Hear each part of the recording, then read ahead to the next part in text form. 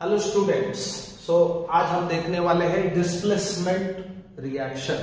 अब displacement reaction का मतलब क्या होता है? मान के चलो मैंने आपको एक कंपाउंड दिया, उस कंपाउंड में का एक स्पेसिफिक एलिमेंट डिस्प्लेस कराने के लिए आपको उससे भी ज्यादा रिएक्टिव एलिमेंट की जरूरत पड़ेगी। ये उसूल है, this is a rule of nature.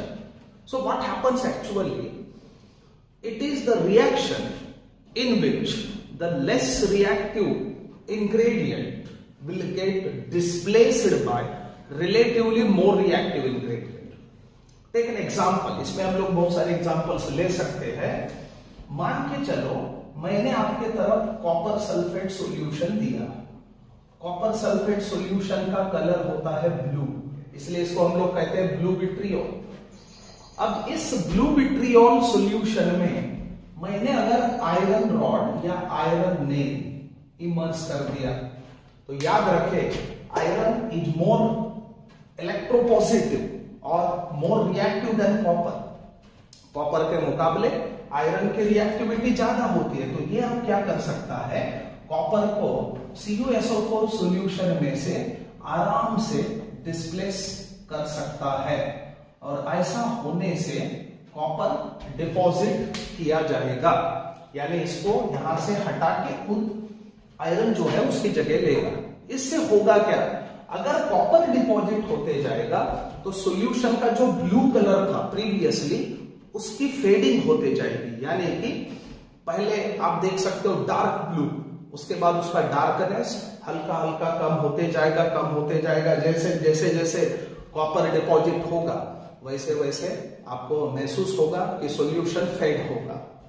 Now take another example, copper sulphate solution में मान के चलो आयरन के जगह पे आप जिंक का इस्तेमाल करते हैं, तो यहां भी सेम चेंज होगा, यानी zinc is more reactive than copper, that's why zinc can do the same, यानी जिंक क्या करेगा, कॉपर को CuSO4 सॉल्यूशन में से हटाएगा, डिपॉजिट करा देगा।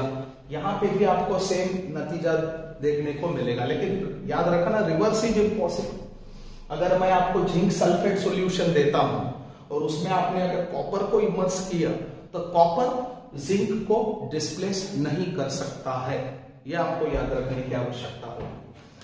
ऐसे बहुत सारे ढेर सारे एग्जांपल्स हम लोग देख सकते हैं। टेक अनदर एग्जांपल, मान के चलो लीड को आपने कॉपर क्लोराइड सॉल्यूशन में डाला, this is aqueous solution of copper chloride, तो याद रखें lead can do the same, यानी लीड कॉपर से भी ज्यादा रिएक्टिव होता है।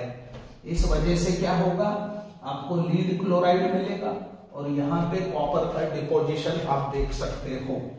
सो ये जो आप अभी देखे, तो इसमें एक चीज आपको याद रखना होगा कि ऐसा स्पेसिफिक इंग्रेडिएंट जिसकी रिएक्टिविटी ज्यादा होती है वो खुद से कम रिएक्टिव इंग्रेडिएंट को उसी के कंपाउंड से डिस्प्लेस कर सकता है। ऐसे रिएक्शंस को डिस्प्लेसमेंट रिएक्शंस कहना चाहिए।